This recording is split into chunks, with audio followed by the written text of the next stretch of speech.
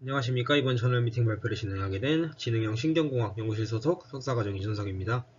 제가 이번에 발표할 논문은 Discrimination of Wakefulness from Sleep Stage 1 using Nonlinear Features of a Single Frontal EEG Channel이라는 논문으로 전두엽의 싱글 채널 EEG 데이터의 비선형적 피처를 사용하여서 슬립 스테이지, 웨이크와 렘 스테이지를 분류하고자 하는 주제의 논문입니다.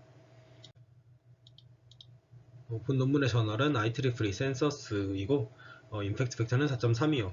엔지니어링, 일렉트리컬, 일렉트로닉스 분야에서 Q2에 해당하는 저널의 논문입니다. 먼저 수면에 대해 말씀드리면은 수면이란 인간의 신체적, 정신적 회복에 필수적인 역할을 하는 상당히 중요한 인체 활동 중의 하나입니다.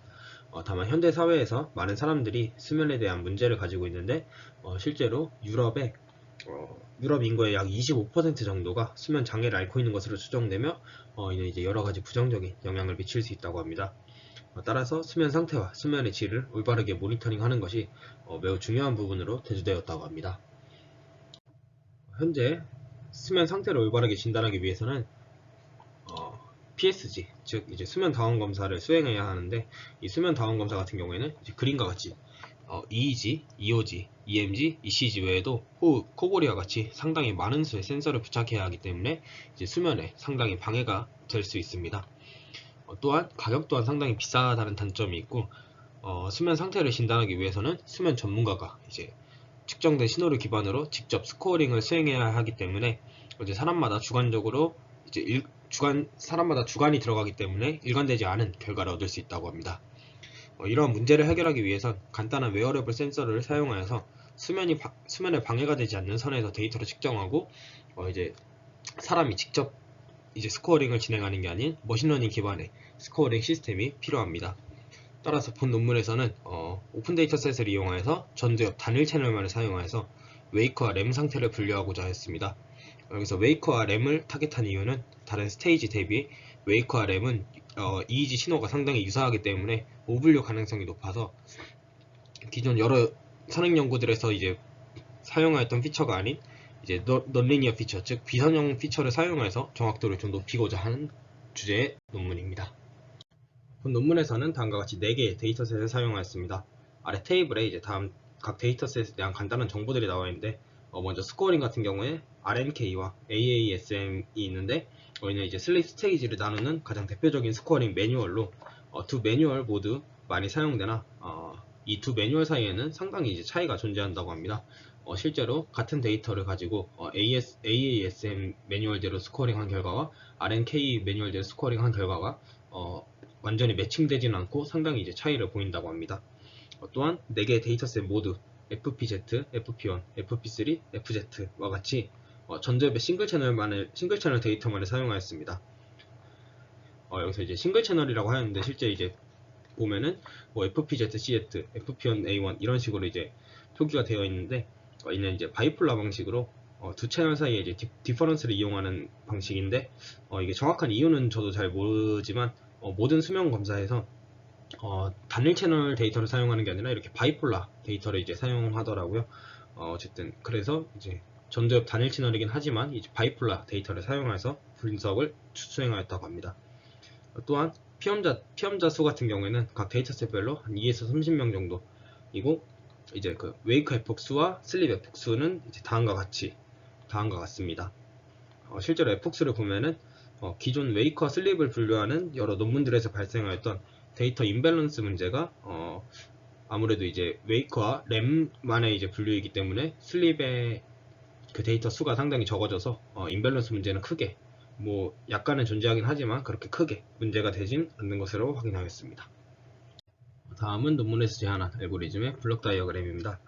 간단하게 보면 로우 데이터에서 이제 노이즈 제거를 위한 SWT 필터링과 필터링 이후 5개 서브 밴드로 나누어서 각 밴드별로 이 넌리니어 피처를 추출한 다음에 이제 슬립과 웨이크를 분류하는 과정으로 알고리즘이 구성되어 있습니다. 이 각 단계에 대해서는 다음에 이제 뒤에 자세히 말씀드리도록 하겠습니다. 먼저 데이터 전처리입니다. 본 논문에서는 Stationary Wavelet Transform 즉 SWT 알고리즘만을 노이즈 제거를 위해 사용하였는데, 이 알고리즘에 대해서는 저도 완전히 이제 선행 연구 논문을 좀 찾아보고 좀 공부를 해보았는데, 이제 수식적인 부분이 많아서 완전히 이해하지는 못했지만, 간단하게 이제 이해한 대로 말씀드리면은 컬터시스, 즉 첨도를 이제 이용하여서 이제 노이즈를 제거하는 방식인데, 이제 웨이블렛 트랜스폼과 같이 계속 이제 신호를 분해를 해가면서 이제 분해한 신호와 분해하기 전 신호 사이에 이제 첨도 값을 이제 계산을 한 다음에 이 첨도 값의 비교를 통해서 첨도가 가장 클 때 신호를, 첨도가 작으면은 뭐 다시 이제 분해를 다시 수행하고, 또 첨도가 크면 이렇게 계속 분해를 수행해 가다가 이제 첨도가 가장 클 때 데이터를 이제 아티팩트가 제거된 데이터로 이제 사용을 하게 되는데, 실제로 노이즈가 제거되기 전, 노이즈가 포함된 데이터와 노이즈가 제거된 아티팩트 프리 이지 사이에 첨도 값을 보면은 이 K가 이제 첨도인데, 노이즈가 제거된 데이터가 이제 3.48로 첨도가 더 큰 것을 확인할 수 있습니다. 따라서 이 첨도를 사용하여서 이 첨도 값의 비교를 통해 이제 아티팩트를 제거하는 알고리즘이라고 이해를 하시면 될 것 같습니다. 관심 있으시, 이 부분에 대해 좀 더 궁금하시면은 아래 이제 논문을 레퍼런스를 참고해서 이제 좀 더 확인해 보면 좋을 것 같습니다.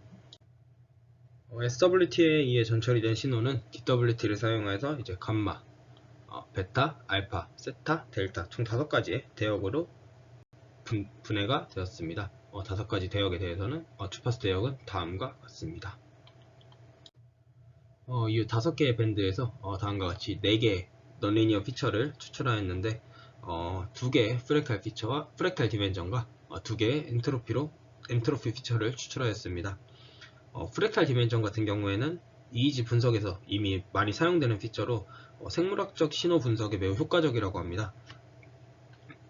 엔트로피 역시 이제 많이 사용되는 피처로 이모션 관련 논문들에서 이제 쉽게 찾아볼 수 있는데, 아직 이제 프랙탈 디멘전과 엔트로피 같은 경우에는 이제 지식이 제가 좀 부족하여서 더 공부하고 추후 말씀드리도록 하겠습니다.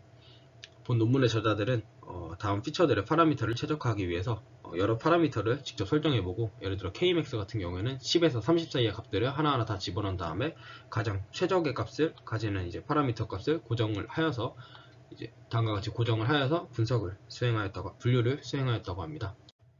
또한 비선형 피처들의 이제 효과를 비교하기 위해서 기존 수면 연구에서 많이 사용된 Relative Band Power, 즉 RBF 피처를 또 따로 추출하여서 이 RBF 피처를 사용하였을 때 분류 정확도와 이 논문에서 제안한 그 비선형 피처들을 사용했을 때 분류 정확도를 비교를 수행하였다고 합니다. 다음 이제 분류 과정에 대해 설명드리면은, 우선 추출된 피처들은 Z 노멀라이제이션을 수행한 다음에 트레이닝 밸리데이션 셋과 테스트 셋으로 70대 30 비율로 이제 스플릿이 되고, 이후에 SVM, LDA, KNN 이제 머신러닝 분류기들을 사용하여서 텐폴드 크로스 밸리데이션에 의해 이제 정확도를 추출하였다고 합니다.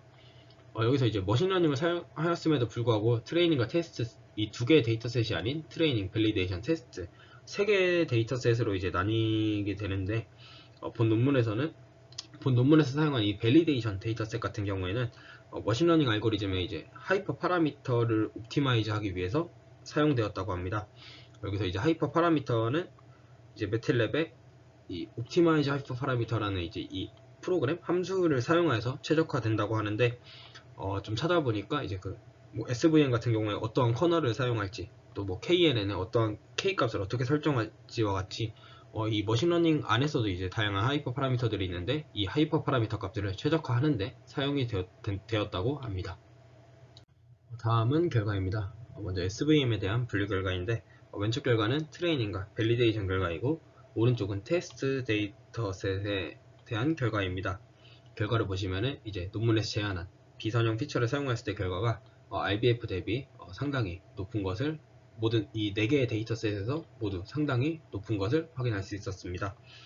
또한 T-테스트를 사용하여서 모든 데이터셋에서 이제 그 센시티비티에서 통계 차이가 난다는 것을 확인하였는데, 에큐러시와 스페시피시티에 대해서는 이제 논문에서 따로 언급되어 있지 않은 것으로 보아 센시티비티에서만 통계 차이가 난 것으로 파악이 됩니다. 다음 결과는 이제 AUC 곡선과 이제 컴퓨전 매트릭스 결과인데, 사실 이제 이전 결과와 상당히 오버랩되는 부분이 많아서 이제 넘어가도록 하겠습니다. 또한 LDA 결과 역시 마찬가지로 SVM과 큰 차이는 없고 제한된 피처가 RBF보다 성능이 더 내 데이터셋 모두 높은 것을 확인할 수 있었고, KNN 역시 마찬가지로 SVM, LDA와 비슷한 것을 확인할 수 있었습니다. 다음은 크리티시즘입니다. 본 논문을 읽으면서 아쉬웠던 점은 사실 본 논문만의 문제는 아니고 이제 수면 연구의 특징이기는 하지만 단일 채널 데이터를 사용한 게 아니라 이제 바이폴라 데이터를 사용하였던 점이 상당히 아쉬웠습니다.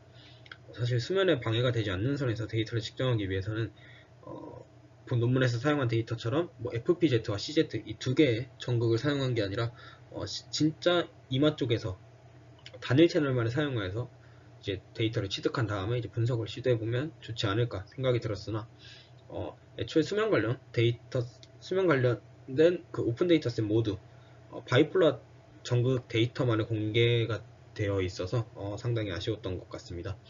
그럼에도 이제 그 상당히 간단한 알고리즘으로 상당히 좋은 성능을 보여주고, 저자들이 디스커션에서 언급하였는데 이제 딥러닝 대비 계산 로드가 상당히 적음에도 좋은 성능을 보여주는 점이 상당히 좋았던 것 같습니다. 또한 본 논문에서 이제 그 분류를 위해 사용하였던 옵티마이즈 하이퍼 파라미터라는 함수 같은 경우는 이제 저도 처음 이제 접해본 함수인데, 비록 이제 데이터셋을 트레이닝, 밸리데이션, 테스트 이 세 개의 셋으로 나누어야 하지만 사실 데이터셋의 크기만 받쳐준다면은 실제로 머신러닝의 성능을 향상시키는 데 상당히 좋을 것 같다는 생각이 들었고, 실제로 이제 이 함수를 사용해서 이제 머신러닝 알고리즘들을 최적화시키고 이제 결과를 도출을 하면은 이제 실제로 딥러닝을 굳이 사용하지 않아도 이제 충분히 논문적 가치가 이제 있지 않을까라는 이제 생각이 들었습니다. 이상으로 발표 마치겠습니다. 긴 발표 들어주셔서 감사합니다.